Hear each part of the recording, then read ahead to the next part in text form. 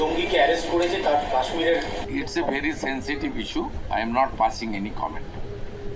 আগামীকাল এসটিএফ এর পক্ষ থেকে একটা প্রেস ব্রিফিং আপনাদেরকে দিয়ে দেবে, কারণ না I am not passing any comment. It's a very sensitive issue. এটা ইন্টারন্যাশনাল কানেকশনের বিষয় আছে, ন্যাশনাল সেফটি সিকিউরিটির বিষয় রয়েছে। ইনিশিয়ালি এটা নিয়ে আমার অন্তত কিছু বলা উচিত নয়। এটা এসটিএফ ডিটেলসে বলবে। আজকে পিসি নেবে বর্ধমানে, তারপরে তাদের কাছে গেলে তারা আরও ইলেকট্রনিক ডিভাইসগুলোকে অ্যাসেসমেন্ট করতে হবে।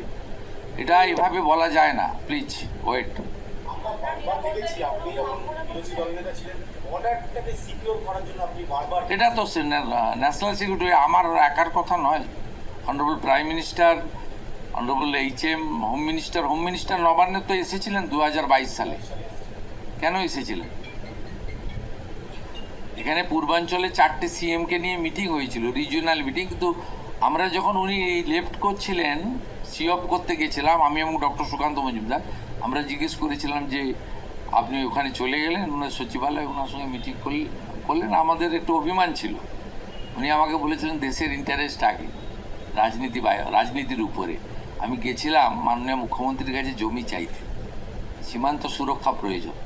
আমরা ওনার যুক্তির কাছে মাথা নিচু করেছিলাম যে হ্যাঁ, নেশন ফার্স্ট, দেশ সুরক্ষিত থাকলে সবাই থাকবে, রাজনীতি থাকবে, দেশ থাকবে।